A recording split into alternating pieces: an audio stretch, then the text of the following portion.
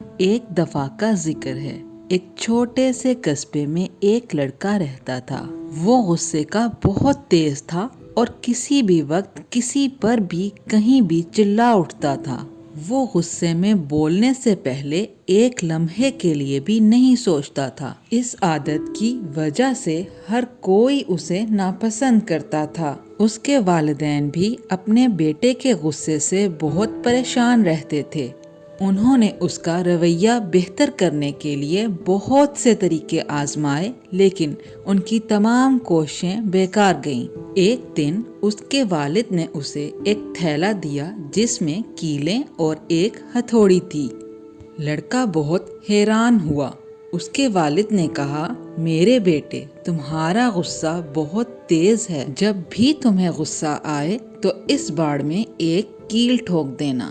پہلے تو لڑکے کو لگا کہ بابا اس کے ساتھ مذاق کر رہے ہیں، لیکن پھر وہ مان گیا۔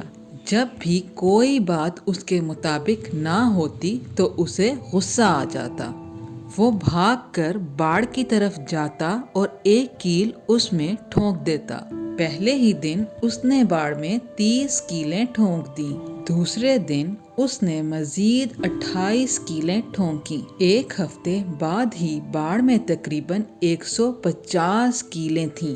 جیسے جیسے دن گزرتے گئے وہ اپنے غصے سے زیادہ واقف ہونے لگا اور آہستہ آہستہ ہر دن میں ٹھونکی جانے والی کیلوں کی تعداد کم ہونے لگی۔ آخر کار ایک دن ایسا آیا جب اس نے کوئی کیل نہیں ٹھونکی۔ اسے احساس ہوا کہ غصے پر قابو پانا باڑ میں کیل ٹھونکنے سے زیادہ آسان تھا۔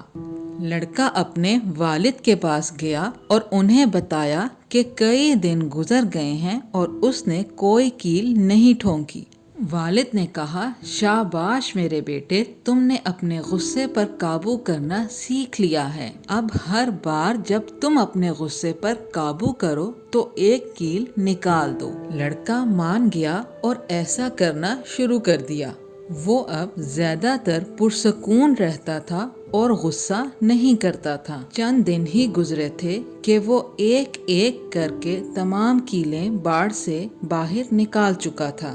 وہ خوشی خوشی اپنے والد کے پاس گیا اور انہیں اس بارے میں بتایا۔ بیٹے کی بات سن کر وہ بہت خوش ہوئے، اس کی تعریف کی اور اسے باڑ کے پاس لے گئے۔ پھر والد نے باڑ میں سوراخوں کی طرف اشارہ کرتے ہوئے اپنے بیٹے سے پوچھا، تمہیں یہاں کیا نظر آ رہا ہے؟ بیٹے نے جواب دیا، یہاں بہت سے سوراخ ہیں۔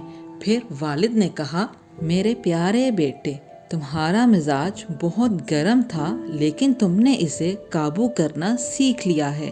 لیکن اس باڑ کو دیکھو، اس میں ابھی بھی سوراخ ہیں جو کبھی بھی پہلے کی طرح ٹھیک نہیں ہو سکتے۔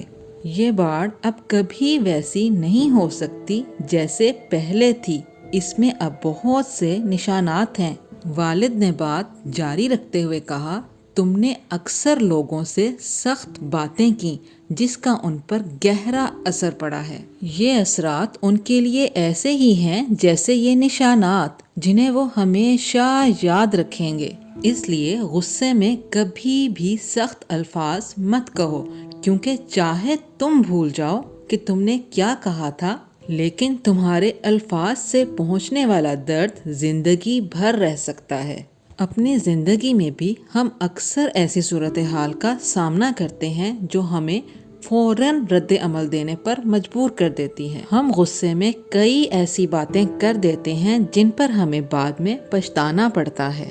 باڑ میں ٹھونکی گئی کیلیں اس تکلیف کی علامت ہیں جو ہم اپنے الفاظ یا اپنے اعمال سے لوگوں کو پہنچاتے ہیں، اور کیل نکالنے کی کوشش وہ محنت ہے جو ہمیں اس نقصان کو ٹھیک کرنے کے لیے کرنی پڑتی ہے۔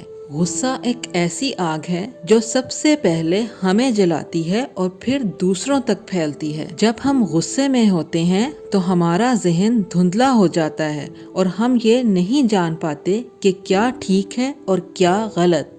جیل میں موجود زیادہ تر لوگ پیشہ ور مجرم نہیں ہوتے، بلکہ یہ ان کا غصہ ہی ہوتا ہے جو انہیں قید میں پہنچا دیتا ہے۔ اس لیے ہمیشہ بولنے سے پہلے سوچیں اور اپنے غصے پر قابو رکھیں۔ اپنے غصے کے نتائج پر غور کریں اور اپنے الفاظ کو احتیاط سے چنیں، کیونکہ ایک بار جب ہم کچھ کہہ دیتے ہیں تو اسے واپس نہیں لے سکتے۔ اسی لیے کہا جاتا ہے کہ غصے کے ایک لمحے کا صبر آپ کو ساری زندگی پچھتانے سے بچا سکتا ہے۔